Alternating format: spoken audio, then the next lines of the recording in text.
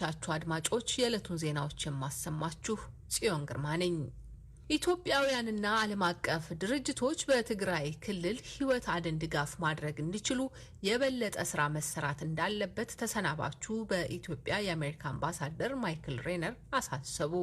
በሌላም በኩል የኤርትራ ወታደሮች በትግራይ የሚያደርጉት እንቅስቃሴ እንደሚያሳስባቸው የገለጹት አምባሳደሩ በፍጥነት እንዲያበቃም ጥሪ ማድረጋችንን እንቀጥላለን ብለዋል። ግድያዎችን፣ የጾታ ጥቃቶችንና የሰብአዊ መብት ጥሰቶችን በተመለከተ ተጨባጭነት ያላቸው ሪፖርቶች ላይ በትግራይ እንደዚሁም መተከልን በመሳሰሉ ሌሎች ቦታዎች ገለልተኛ ማጣራት እንዲደረግም ጠይቀዋል። ሆኖም የኢትዮጵያ መንግስት በትግራይ ያካሄደው ወታደራዊ ዘመቻ የማንኛውም መንግስት መብትና ግዴታ ውጤት መሆኑን አምባሳደሩ ጠቁመዋል። የትግራዩ ጦርነት የተካሄደው የአገሩን የግዛት አንድነትና የህዝቦቹን ደህንነት የመጠበቅ ግዴታ ባለበት የፌዴራሉ መንግስትና ህግ ወጥ የሆነ የትጥቅ አመጽን ለመከላከል እንደሆነም አምባሳደሩ ጨምረው ገልጸዋል። አድማጮች የዚህን ዜና ዝርዝር በአብይ ርዕስ እንመለስበታለን። የኢትዮጵያ ፕሬዝዳንት ሳህለወርቅ ዘውዴ ወደ ታንዛኒያ አቅንተው ቻቶ በተሰኘች የታንዛኒያ ፕሬዝዳንት ጆሴፍ ማጉፊሊ ከተማ ያደረጉትን ውይይት ተከትሎ ታንዛኒያ በግዛቷ በእስር ላይ የነበሩ 1789 ኢትዮጵያውያን እስረኞችን እንደምትለቅ አስታወቀች። አብዛኞቹ ኢትዮጵያውያን ወደ ታንዛኒያ በህገወጥ መንገድ የገቡና ወደ ደቡብ አፍሪካ ለመሻገር በካርጎና በመሳሰሉት ህገወጥ የመጓጓዣ መንገዶች በጉዞ ላይ ያሉ የተያዙ መሆናቸውም ታውቋል። ሀብታሙ ስዩም አጠር ያለ ዘገባ አለው። የታንዛኒያ መንግስት በሀገሪቱ ግዛት ውስጥ የታሰሩ 1789 ኢትዮጵያንን ለመልቀቅ ዝግጁ መሆኑን ለኢትዮጵያ መንግስት አስታውቋል። ኢትዮጵያኑ ለስር የተዳረጉት በህገወጥ መንገድ ወደ ታንዛኒያ ግዛት በመግባታቸው እንደሆነም ተነግረዋል። የታንዛኒያው ፕሬዚደንት ጆን ማጋፉሊ ዛሬ ቻቶ በምትባለው የሀገራቸው ከተማ አግኝተው ላናገሯቸው የኢትዮጵያ ፕሬዚደንት ሳህለወርቅ ዘውዴ ለሁለቱ ሀገራት መልካም ወዳጅነት ማሳያ ይሆን ዘንድ እስረኞቹን ካለ ቅድመ ሁኔታ እንደሚለቋቸው ነግረዋቸዋል። na nimemweleza kwa kutoa ahadi kwamba sisi hatuna masharti yoyote. ለታንዛኒያ መንግስት ምስጋናቸውን ያቀረቡት ፕሬዚደንት ሳህለወርቅ በበኩላቸው ኢትዮጵያ ዜጎቿን ወደ ሀገራቸው ለመመለስ አፋጣኝ እርምጃ እንደምትወስድ ተናግረዋል። በሁለቱ ሀገራት መካከል ተጨማሪ የንግድ ትብብር እንዲኖርም ጥሪ አቅርበዋል። በሁለቱ ሀገራት መካከል ሊኖሩ ስለሚችሉ የንግድ ዕድሎች በመጪው ወራት ለመወያየት ኮሚሽኖች እንዲመሰረቱ ጥሪ ያቀረቡት ፕሬዚደንቷ የሀገራቸውን ቁርጠኝነት አሳውቀዋል። የታንዛኒያንና የኢትዮጵያን ግንኙነት ከፍ ወዳለ ደረጃ ለማድረስ ዝግጁ እንደሆንን አረጋግጥላችኋለሁ። በአውሮፓውያን 2020 ዓ.ም የሁለቱ ሀገራት የንግድ ግንኙነት የገንዘብ ተመን 5.8 ሚሊዮን መድረሱ ተጠቅሷል። ኢትዮጵያ ቱሪዝምና የከብት እርባታን በመሰሉ ዘርፎች ከታንዛኒያ ጋር ለመስራት $14 ሚሊዮን እንደመደበችም ታውቋል። ሀብታሙን እናመሰግናለን። በኢትዮጵያ በመጪው ግንቦት የሚካሄደው 6ኛው ሀገራዊ ምርጫ ሰላማዊ ሆኖ እንዲጠናቀቅ የበኩሉን ጥረት እንደሚያደርግ የአማራ ዲሞክራሲያዊ ኃይል ንቅናቄ አዴሃን ገለጸ። ንቅናቄው በምርጫ ቅስቀሳ ግጭት ቀስቃሽ ከሆኑ የቃላት አጠቃቀም እንዲቆጠቡ ለአባላቱ ስልጠና ሰጥቷል። አስቴር ምስጋናው ዝርዝሩን ይዛለች። የንቅናቄው ሊቀመንበር አቶ ተስፋውና ለምነህ ምርጫው በሰላም እንዲጠናቀቅ ከወዲሁ በሰላም ዙሪያ ከአባላቱ ጋር ምክክር እያደረገ መሆኑን ገልጸዋል። በሚቀጥለው ምርጫ የምንሳተፈው ለመጀመሪያ ጊዜ ነው። ከትጥቅ ትግል ላይ የመጣ ነው። በአማራ ክልል ማለትም በ138 ወረዳዎች ላይ በሁሉም ቦታዎች ላይ ተወዳዳሪዎችን እናቀርባለን። እንግዲህ ምርጫው ነጻና ፍትሃዊ እንዲሆን በእኛ በኩል ማድረግ መቻል አለብን። ራሳችን ወደ ምርጫ ዘመቻ ስንገባ ግጭት ቀስቃሽ የሆኑ ነገሮች መቆጠብ መቻል አለብን።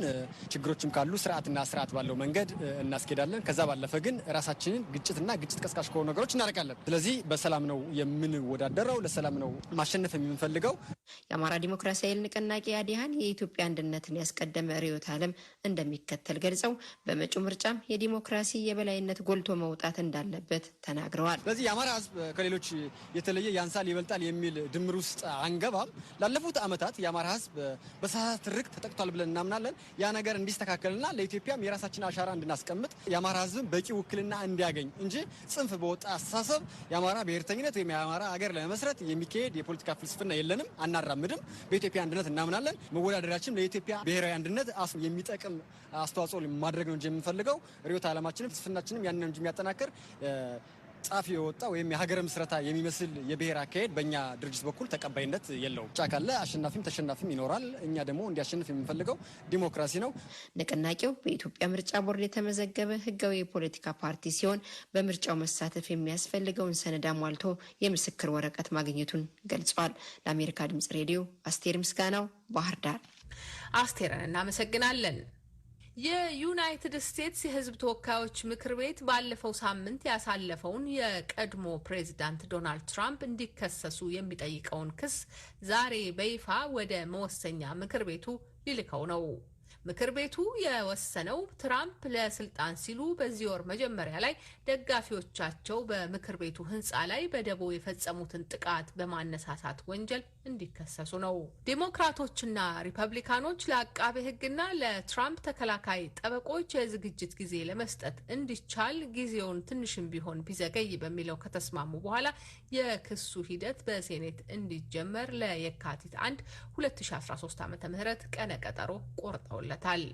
ይህ ተጨማሪ ጊዜም የዩናይትድ ስቴትስ ፕሬዝዳንት ጆ ባይደን ለካቢኔ አባልነት ያቀረቧቸውን እጩዎች ሴኔቱ እንዲያጸድቅ እድል ይሰጣቸዋል። ትራምፕ በቀረበባቸው ክስ ጥፋተኛ ለመባል የሴኔቱ 2/3 ድምጽ መሰጠት አለበት።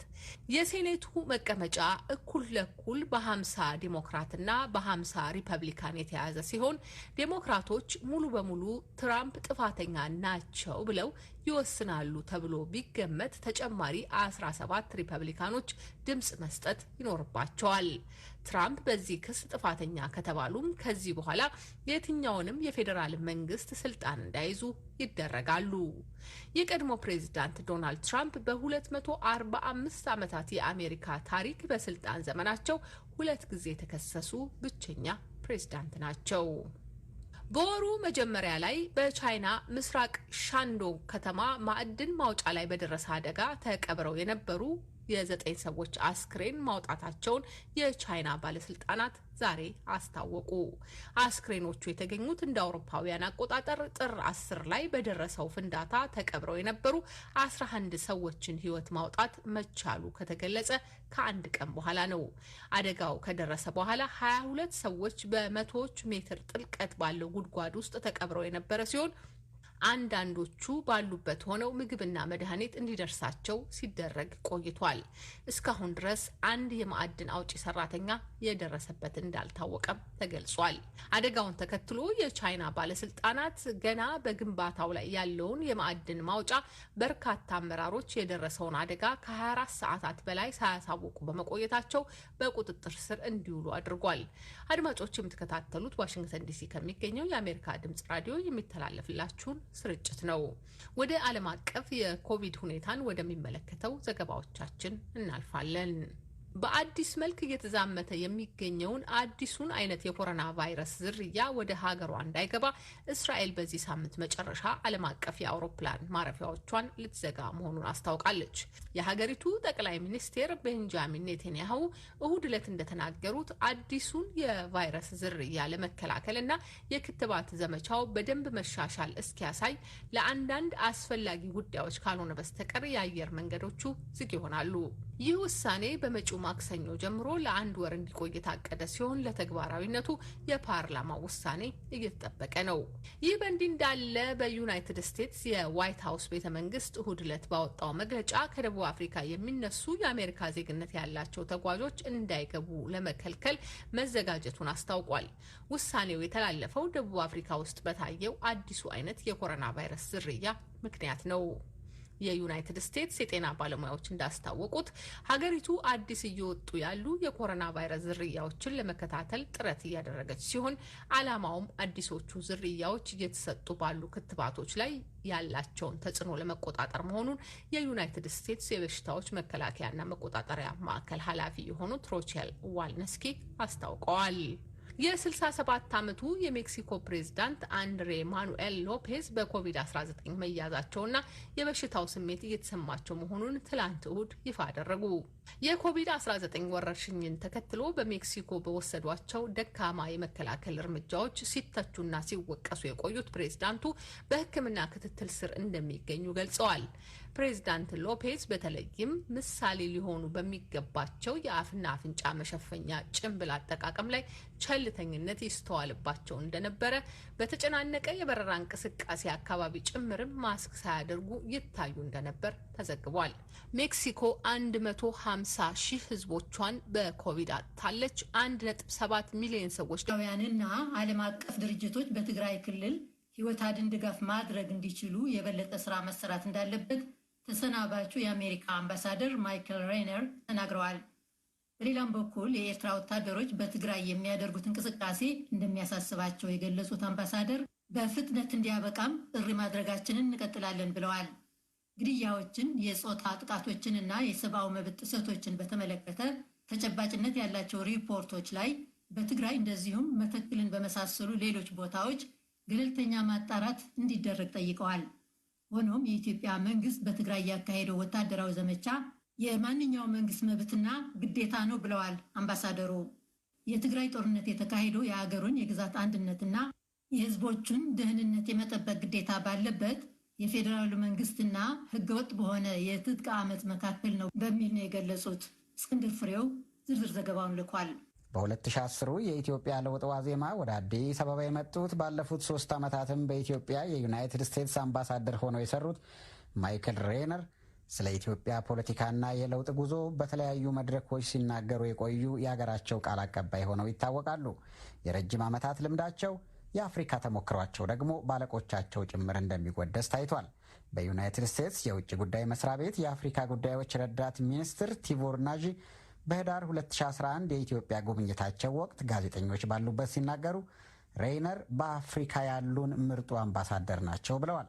አምባሳደር ሬይነር ሰሞኑን የኢትዮጵያ ቆይታቸውን አጠናቀው ሊመለሱ ዝግጅት ላይ ናቸው። ዛሬ ከተመረጡ የመገናኛ ብዙሃን ሪፖርተሮች ጋር ቆይታ ያደረጉትም ይህንኑ ስንብታቸውን አስመልክቶ ነው። በትግራይ ክልል የተካሄደውን ጦርነት ጨምሮ ልዩ ልዩ ጉዳዮች ተነስተዋል። አገራቸው በትግራይ ክልል ጦርነት የተሳተፉትን ሁለት ወገኖች ለያይታ እንደምትመለከት ነው ያብራሩት። I will say that we have been clear from the outset that we did not see and do not see equivalence between the two sides. One is the federal state with an obligation for territorial integrity and the safety of its people.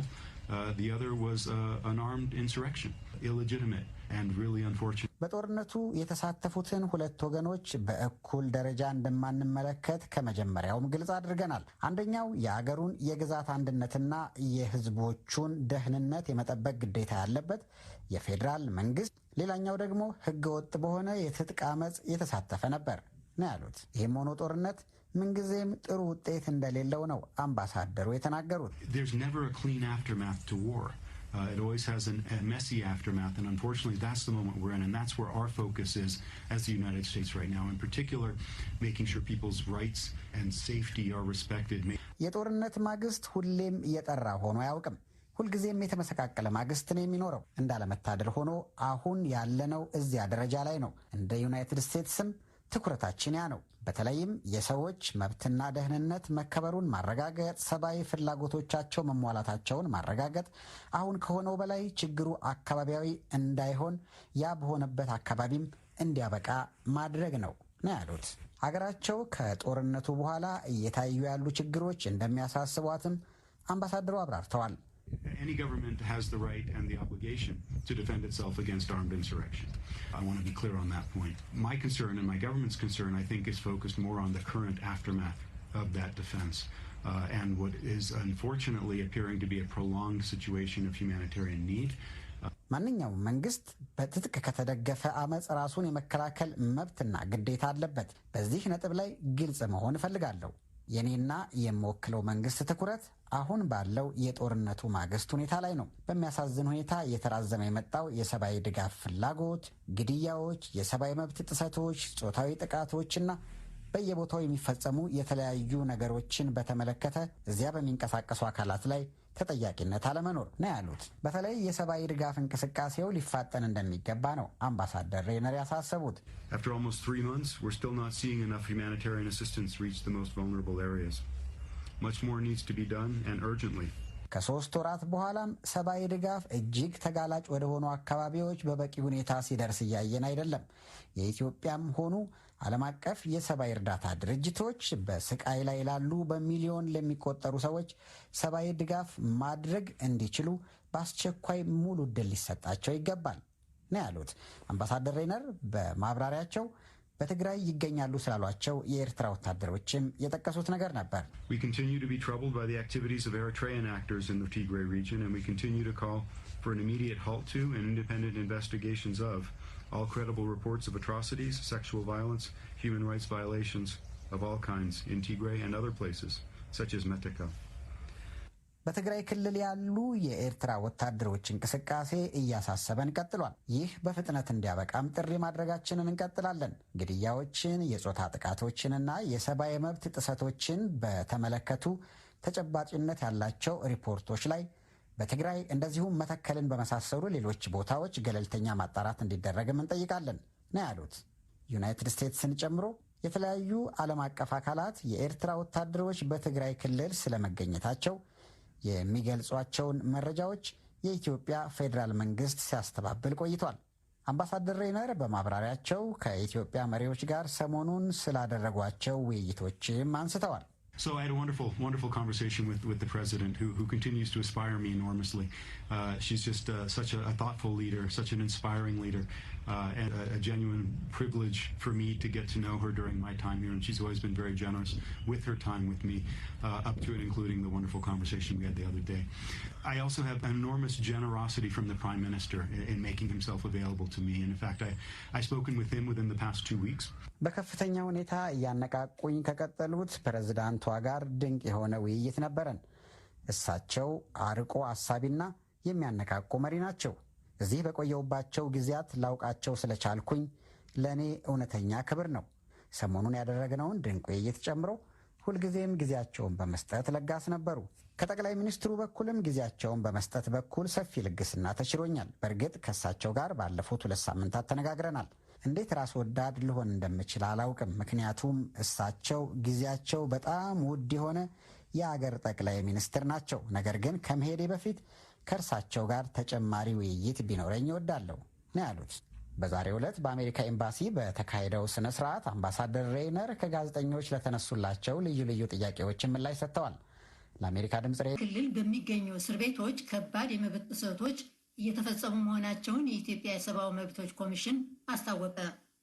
በተቃዋሚ ፓርቲዎች ላይም እስርና እንግልትን ጨምሮ የአባላት ቤተሰቦችም ከመንግስት ስራ እስከመታገድ የሚደርስ በደል እንደሚፈጸምባቸው ኮሚሽኑ መግለጹን መለስካቸው አማሃ ከአዲስ አበባ በላከው ዘገባ ጠቅሷል።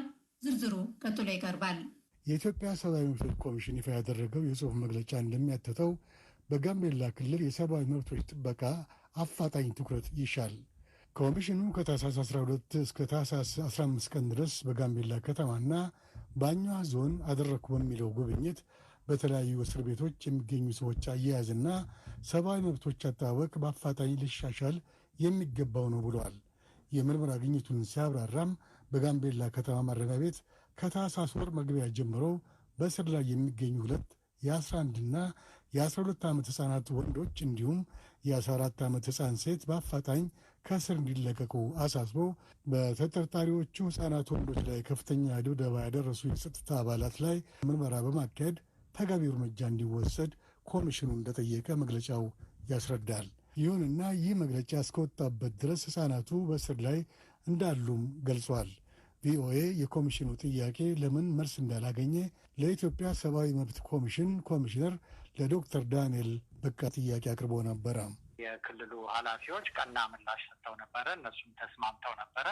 የተገቢ ያልሆነ ነገር ነው፣ ሊለቀቁ ይገባል፣ በአስቸኳይ እንዲለቀቁ እናደርጋለን፣ ጥቃቱን የፈጸሙት ሰዎችም እንዲጣራ እናደርጋለን ብለው አረጋግጠውልን ነበረ። ነገር ግን እስካሁን ድረስ ቢያንስ እስከ ዛሬ ድረስ ይህ እንዳልተፈጸመ ተረድተናል። ስለዚህ ሊፈጸም የማይገባበት ምንም ምክንያት ምክንያት የለም። ማለትም ህጻናቱ አንደኛ መፈታት አለባቸው፣ ሁለተኛ አጥፊዎቹ መመርመርና ተጠያቂነት መረጋገጥ አለበት። መከታተላችንን እንቀጥላለን እና በቶሎ ልባት ያገኛል ብዬ ተስፋ አደርጋለሁ። በጽሁፍ የተሰራጨው የኮሚሽኑ መግለጫ ህወሓትን በገንዘብና በተለያየ መንገድ ይረዳሉ፣ በክልሉ ውስጥ በህዝብ መካከል ግጭት የመቀስቀስ ዓላማ ይዘው ተንቀሳቅሰዋል በሚል ምክንያት ከጥቅምት 25 ቀን ጀምሮ 90 ሰዎች በክልሉ ፖሊስ ቁጥጥር ስር እንደሚገኙ ገልጾ እስከዛሬ ድረስ ፍርድ ቤት እንዳልቀረቡ ይናገራል። ኮሚሽኑ ለክልሉ ኃላፊዎች ጉዳያቸው ወጥሮ እንዲጣራና በህግ መሰረትም የዋስ መብታቸው ተጠብቆ ጉዳያቸውን በውጭ ሆነው እንዲከታተሉ ምክረ ሀሳብ መስጠቱን መግለጫው ያስረዳል። ይህም ተግባራዊ አልተደረገም። ምን ማድረግ አስባቸዋል ላልኳቸው ዶክተር ዳንኤልን ይህም ደግሞ ሌላው አሳሳቢ ጉዳይ ነው። በአጠቃላይ 90 ያህል ሰዎች በአብዛኛው የትግራይ ተወላጅ የሆኑ ሰዎች ናቸው። ለህወሓት ድጋፍ ሰጥታችኋል፣ በአካባቢው ሰላም እንዲጠፋ ቅስቀሳ ታደርጋላችሁ በሚል ጥርጣሬ የታሰሩ ሰዎች መሆናቸውን የአካባቢው ኃላፊዎች ይናገራሉ። ነገር ግን እኛ እንደተመለከትነው አንደኛ በዛኛዎቹ ሰዎች ፍርድ ቤት አልቀረቡም ነበረ። በጣም የተወሰኑ ሰዎች እኛ ጉብኝት ለማድረግ ወደ አካባቢው ልክ እንደደረስን የተወሰኑት ወደ ፍርድ ቤት ቀርበው እንደነበረ ተረድተናል። ግን አብዛኛዎቹ ሰዎች ፍርድ ቤት ሳይቀርቡ የታሰሩ ናቸው። ምናልባት ሁሉም ሊባል በሚችል ደረጃ ደግሞ ምንም አይነት በፌዴራል ፖሊስም ሆነ በክልሉ ፖሊስ የተጀመረ የወንጀል ምርመራ አለመኖሩን ተመልክተናል። ይሄ በጣም አሳሳቢ ነው እና ቢያንስ የተጀመረ የወንጀል ምርመራ ቢኖር እንኳን ለነገሩ ተአማኒነት ትንሽ መስጠት ይቻል ነበረ። ይህን ያህል ጊዜ ምንም አይነት ምርመራ ሳይጀመር ሰዎች በእንደዚህ አይነት መልክ ታስረው መቆየታቸው ሌላ አሳሳቢ ከፍተኛ የሰብአዊ መብት ጥሰት ስለሆነ ቢያንስ የዋስትና መብታቸውን ሊጠበቅ ይገባል። ስለዚህ ይህንንም መፈጸም ይገባዋል። የማይፈጸምበት ምክንያት የለም። ስለዚህ መከታተላችንን እንቀጥላለን። ግን ጉዳዩ እንዲታወቅ በሪፖርታችን ገልጸነዋል። የኮሚሽኑ መግለጫ እንደሚያሳየው በክልሉ ይንቀሳቀሳሉ የሚባሉ ተቃዋሚ የፖለቲካ ፓርቲዎች ይፈጸምባቸዋል የተባለው በደልም ብዙ ነው። ፓርቲዎቹ በክልሉ የተለያዩ ስፍራዎች ተንቀሳቅሰው ለደጋፊዎቻቸው ቅስቀሳ ለማድረግ ወይም የፓርቲያቸውን ዓላማ ለማስረዳት እንግልት እንደሚደርስባቸው፣ በአንዳንድ አባሎቻቸው ላይ ዛቻና ማስፈራራት እንደሚያጋጥማቸው እንደተገለጸለት ኮሚሽኑ በጽሑፍ መግለጫ ያስረዳል። በተጨማሪም አንድ ስሙን ያልገለጸው ፓርቲ በተለያየ ወቅት 35 አባላቱ በተለያዩ የክልሉ ከተሞች ለእስር እንደተዳረጉበት መግለጹን የኮሚሽኑ መግለጫ ያብራራል። የተቃዋሚ ፖለቲካ ፓርቲ አባላት ቤተሰብ በመሆናቸው ከመንግስት ስራ የታገዱና ያለ ፈቃዳቸው ለብልጽግና ፓርቲ የመዋጮ ክፍያ ከደሞዛቸው የተቆረጠባቸው ሰዎች መኖራቸው የተገለጸለት መሆኑን ኮሚሽኑ በዚህ መግለጫው ይፋ አድርጓል።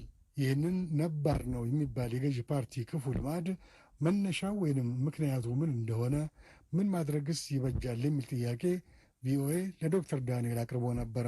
እንግዲህ መለስካቸው፣ ያው እንደምትረዳው አድማጮችም ይረዱታል ብዬ እንደማስበው የኢትዮጵያ ውስብስብ የሰብአዊ መብት ቀውስና ችግር አንዱ መገለጫው ይሄ ነው። ብዙ የሰብአዊ መብት ችግሮች አሉ። ሊወሰድ የሚገባው እርምጃ ይታወቃል። ነገር ግን በሚፈለገው መጠን እርምጃ ሲወሰድና ሲሻል አናይም። በሌላ በኩል ግን በተወሰነ መጠን ደግሞ የሚያበረታታው ደግሞ አሁን አዲስ በተፈጠረው የፖለቲካ ምዕራፍ ትንሽ አበረታች እርምጃዎች አሉ። በፌዴራል መንግስትም በክልል መንግስትም ሰብአዊ መብትን ለማክበር እና ተፈጽሞ ሲገኝም ለማስተካከል ፈቃደኛነትና ጥረት ሲደረግ ያለን። ስለዚህ ችግሩ ውስብስብ ነው። ከፖለቲካ ቀውስ ጋር ይያያዛል። ከክልሎች የመፈጸምና የማስፈጸም አቅም ጋር ይያያዛል፣ ይወሳሰባል። ነገር ግን የግድ እልባት እያገኘ መሄድ ያለበት ነገር ስለሆነ ተቋም መኖሩ እንደ ኢትዮጵያ ሰብአዊ መብት ኮሚሽን ማለት ነው መኖሩ አስፈላጊነቱ እንደዚህ አይነት ችግሮች ሁልጊዜም ሳይታወቁ ተሸፍነው እንዳይቀሩ ይታወቅ ማድረግና መፍትሄ እንዲገኝላቸው ደግሞ ክትትል ማድረግ ነው። ስለዚህ እኛም ይህንን ክትትል ማድረጋችንን እንቀጥላለን፣ ምክር ሀሳብ እንሰጣለን። ሌሎችም ጉዳዩ የሚመለከታቸው የፌዴራልም የክልል መንግስት አካላትም ግን ሁላቸው ተገቢውን ጥረት ማድረግ መቻል አለባቸው እና እየተሻሻለ ይሄዳል ብዬ ተስፋ አደርጋለሁ። የኢትዮጵያ ሰብአዊ መብቶች ኮሚሽን ከክልሉ ከፍተኛ ኃላፊዎች ጋር በተወያየበት ወቅት ኃላፊዎቹ ለሰብአዊ መብቶች አያያዝ መሻሻል በጎ ምላሽ ሰጥተው በተለይም የገዢው ፓርቲ አባል ካልሆኑ የመንግስት ሰራተኞች ላይ ሲሰበሰብ የነበረው የፓርቲ አባልነት ክፍያን በተመለከተ አስፈላጊው የእርማት እርምጃ እንደተወሰደ እንደተገለጸለት ኮሚሽኑ አስታውቋል። መለስካቸው አምሃ እና ከስደት ተመላሾች ጉዳይ ኮሚሽን ከተባበሩት መንግስታት የስደተኞች ጉዳይ ኮሚሽን UNHCR ጋር በመሆን በትግራይ የሚገኙ የኤርትራ ስደተኞችን ጎብኝተዋል። ስደተኞቹ በካምፕ ውስጥ ያለው ትምህርት መቋረጡና አንዳንድ የምሽት ላይ ሽፍቶች እየመጡ ያላቸውን እንደሚዘርፏቸው መናገራቸውን የዩኤንኤችሲአር ተወካይ ሚስተር ክሪስ ሜልዘር ለቪኦኤ ገልጸዋል። ስደተኞችን እያፈኑ ወደ ኤርትራ እየወሰዷቸው ነው የሚለውን ክስ ግን በወሬ ደረጃ ብንሰማም ከስደተኞቹ ማረጋገጫ አላገኘንም ብለዋል። የኢትዮጵያ መንግስት በበኩሉ በሀገሪቱ ከሚገኙ 1 ሚሊዮን ገደማ ስደተኞች መካከል ችግር ያጋጠማቸው ኢምንት እንደሆኑ ገልጾ ለእነሱም መሰረታዊ ፍላጎታቸውን እያሟላን ነው ብሏል። አዲስ ቸኮል ዝርዝር ዘገባ አለው። የስደተኞችና ከስደት ተመላሾች ጉዳይ ኮሚሽን ዳይሬክተር አቶ ተስፋውን ጎበዛይና የተባበሩት መንግስታት የስደተኞች ጉዳይ ድርጅት ዩኤንኤችሲአር የኢትዮጵያ ተወካይ አን አለን ኢንኮንትር ማይ አይኒና አዲ ሀሩሽ በተባሉ የኤርትራውያን ስደተኛ መጠለያ ተገኝተው ጉብኝት አድርገዋል። የጉብኝቱ ዓላማ በሰሜን ኢትዮጵያ የተከሰተውን ግጭት ተከትሎ መስተጓጎል አጋጥሞት የነበረውንና አሁን አቅርቦቱ የጀመረውን አገልግሎት ለመቃኘት መሆኑን የስደተኞችና ከስደተኞች ተመላሽ ጉዳይ ኮሚሽን በፌስቡክ ገጹ ባወጣው መግለጫ አስታውቋል። አመራሮቹ በጉብኝታቸው ከአዲ ሀሩሽ የስደተኛ ተወካዮች ጋር ውይይት ማድረጋቸው ተገልጿል። በውይይቱ ስለተነሱ ሀሳቦችና አስቀድሞ የመገናኛ ብዙኃን ስደተኞቹን በተመለከተ የዘግቧቸው ስለነበሩ ሀሳቦች የተባበሩት መንግስታት ድርጅት የስደተኞች ጉዳይ ድርጅት ዩኤንኤችሲአርን በመወከል ለቪኦኤ መረጃ የሰጡት ሚስተር ክሪስ መልዘር የጎበኟቸው ስደተኞች ከአሁን በኋላ እንደማይራቡ ማረጋገጣቸውንና ሆኖም አሁንም ወደ ሰሜን ያሉ የሽመልባና ህጻት ስደተኞች ካምፖች ግን ሊጎበኙ አለመቻላቸውን እንደ ስጋት አንስተዋል። because they were cut off for about 2 months from any help. አሁን ሁኔታው ጥሩ ነው ማለት ይቻላል። ምክንያቱም ለ2 ወር ገደማ ምንም አይነት ድጋፍ እያገኙ አልነበረም። አጋራችን የዓለም ምግብ ፕሮግራም በታህሳስ ወር ላይ የምግብ ራሽን ድጋፍ አድርጎላቸው ነበር። አሁን ለሁለተኛ ጊዜ የምግብ ድጋፍ ተደርጎላቸዋል። ከእንግዲህ አይራቡም ማለት ነው። ሆኖም ሌሎች ችግሮች አሉባቸው። የንጹህ መጠጥ ውሃ አቅርቦትና ሌሎች ትምህርት ቤትና ክሊኒክን የመሰሉ አገልግሎት ሰጪ ተቋማት መዘጋታቸው ችግር ነው። ወደ ሰሜን በሚገኙት በቀሪዎቹ 2 የስደተኞች ካምፕ ግን የሽመልባና ህጻጽን ማለታቸው ነው የከፋ ችግር እንዳለ ነው የሚደርሱ መረጃዎች የሚያመላክቱት። የመገናኛ ብዙኃን ስደተኞች እየታፈኑ ወደ ኤርትራ ስለመወሰዳቸው አስቀድመው የዘገቡ ሲሆን ሚስተር ክሪስ መልዘርም ስለ ጉዳዩ መስማታቸውን ነገር ግን ይህንኑ ማረጋገጥ አለመቻላቸውን ነው ለቪኦኤ የገለጹት። እንደ እርሳቸው አባባል ይህ ተፈጽሞ ከሆነ ግን የዓለም አቀፍ ሕግን የሚጥስ ድርጊት ነው ብለዋል። አብዛኞቹ ስደተኞች ከካምፕ ወጥተዋል የሚለውን የመገናኛ ብዙኃን ዘገባ በተመለከተም እነርሱ ሊጎበኙ ባልቻሏቸው የሽመልባና ህጻን ስደተኞች ካምፕ ተፈጽሞ ሊሆን ይችል ይሆናል ብለዋል። የጥርጣሬያቸው መነሻ ደግሞ የተወሰኑ የእነኚህ ስደተኛ ካምፕ ነዋሪዎች ወደ ደቡቦቹ የማይ አይኒና አዲ ሀሩሽ ስደተኞች ካምፕ መምጣታቸውን እንዲሁም በሽሬ ከተማና በአካባቢው በአስቸጋሪ ሁኔታ ውስጥ የሚገኙ ስደተኞች ማየታቸውን በአስረጅነት ጠቅሰዋል። ይሁንና እነሱ በጎበኟቸው 2 የስደተኛ ጣቢያዎች ይህ ችግር አለመኖሩን ነው የገለጹት። ስደተኞቹ ትምህርትና ሕክምናን ከመሰሉ መሰረታዊ አገልግሎቶች መቋረጥ ባሻገር በሌሊት እየመጡ ንብረታቸውን የሚዘርፏቸው አንዳንድ ታጣቂዎች መኖራቸውን ጠቅሰው የአካባቢው ጸጥታ እንዲጠናከር መጠየቃቸውን ሚስተር ክሪስ አስታውቀዋል። ሚስተር ክሪስ አክለውም 2ቱን የሽመልባና ህጻጽ ካምፕ የሚገኙ ስደተኞችን ለማግኘት ጥረት እንደሚያደርጉና የኢትዮጵያ መንግስት ስደተኞችና ከስደት ተመላሾች ጉዳይ ኮሚሽንም ለጉዳዩ ትኩረት ሰጥቶታል ብለው እንደሚያምኑ ገልጸዋል። የኢትዮጵያ ስደተኞችና ከስደት ተመላሾች ጉዳይ ኮሚሽን የህዝብ ግንኙነት ኃላፊ አቶ በአካል ንጉሴ በበኩላቸው በወቅቱ ስደተኞቹ ያነሷቸው አብዛኞቹ ጥያቄዎችም ሌሎች ስደተኞችም የሚያነሷቸው ጥያቄዎች ናቸው ብለዋል። አዲ ሀሩሽና ማይ አይኒ የሚገኙት ካምፖች በስደተኞች ተገቢ ሰርቪስ እየተሰጠ ነው። የፉድ ዲስትሪቢዩሽን እና የመንግስት አይተምስ እሱ አሁን 2ኛ ወሩ ነው ከተጀመረ። አሁን የጃንዋሪ ነው እየተሰጠ ነው። ከዚህ በፊትም ያለው ሞር እንዴ ተሰጥቷል። እንግዲህ ሙሉ ሰርቪስ እየተሰጠ ነው። ኤንጂኦስ ይሄ አይፒ የምንላቸው ሰርቪስ ድርጅቶችም ወደ ካምፖቹ እየገቡ ነው። ያለው ነገር ይሄ ነው። እንግዲህ ምን ጥያቄዎችን ጠየቁ? ምን ችግር አለብን አሉ እነሱ ስደተኞቹ? በማንኛውም ሁኔታ ስደተኞች የሚያነሱት ሰርቪስ በዓለም አቀፉ ስታንዳርድ ልክ ይሰጠን ነው። ኢትዮጵያ ለስደተኞች አገልግሎት የምትሰጠው ከዓለም አቀፉ ማህበረሰብ በሚቀርብላት እርዳታ ልክ ነው። ነገር ግን የማልደብቅህ የአቅርቦቱ ስንነቶች አሉ። ከአመት አመት ድጋፎች እየቀነሱ የሚሄድ ነገር የበጀት እጥረት ያጋጥማል። ግን ዞሮ ለላይፍ ሴቪንግ የሚመጣ ማንኛውም ነገር ለስደተኛ ሊደርስ ይደረጋል። ከዛ ውጭ ስደተኞቹ አብዛኛው የሚጠይቁት ይሄ ወደ ሶስተኛ ሀገር የመዛወር ጉዳይ ነው። ኢትዮጵያ በሀገሪቱ በአጠቃላይ 26 የስደተኛ ካምፖች ውስጥ ከ900 ሺህ በላይ ስደተኞች መኖራቸውን የገለጹት አቶ በአካል ችግር የደረሰባቸው የሚባሉት ከጠቅላላው 8 ናቸው ብለዋል። ለእነርሱ የሚቀርቡ አገልግሎቶችም የሚመለከታቸው አገልግሎት ሰጪዎች እንዲገቡ በመጋበዝ እንዲጠናከሩ እንደሚደረግ አስታውቀዋል።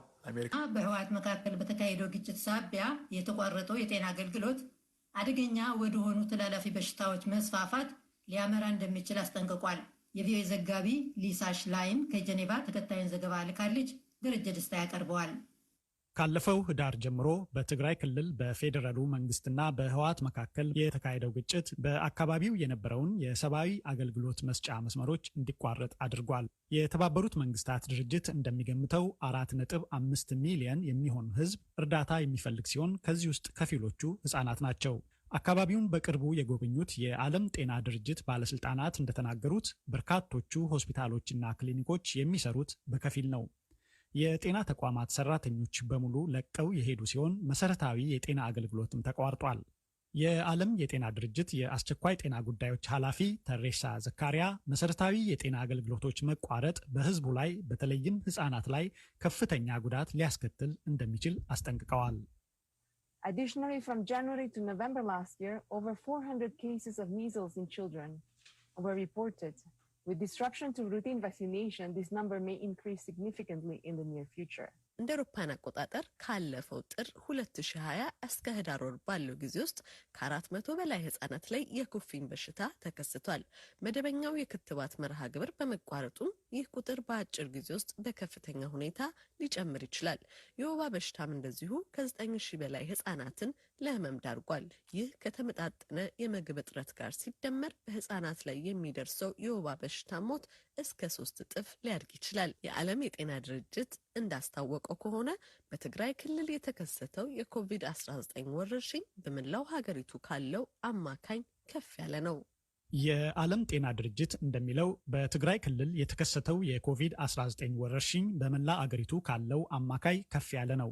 እስካለፈው ህዳር ድረስ ከ6700 የኮቪድ-19 ተጋላጮች ውስጥ የ47 ሰዎች ህይወት ማለፉ ተዘግቧል። ለኮቪድ-19 የሚሰጠው ምላሽ መጀመሪያውንም ተዘግቶ ስለነበር እንደገና ለማንቀሳቀስም ሂደቱ አስጋሚ መሆኑን ዘካሪያ ተናግረዋል። በዚህ የተነሳም ከባድ አደጋ የተደቀነ መሆኑንም ተናግረዋል።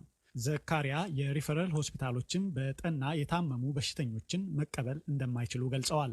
ይህ የጤና አገልግሎት መስጫ ተቋማቱ በአስቸኳይ ስራ ካልጀመሩ በመከላከል ሊድኑ የሚችሉትም ሆነ ሞትን የሚያስከትሉ የበሽታ አይነቶች በከፍተኛ ደረጃ ሊጨምሩ እንደሚችሉ አስጠንቅቀዋል። Now with most disease prevention activities interrupted and based on what we know of past history of outbreaks, the risk of spread of COVID-19, measles, cholera, malaria, yellow fever and meningitis is very real.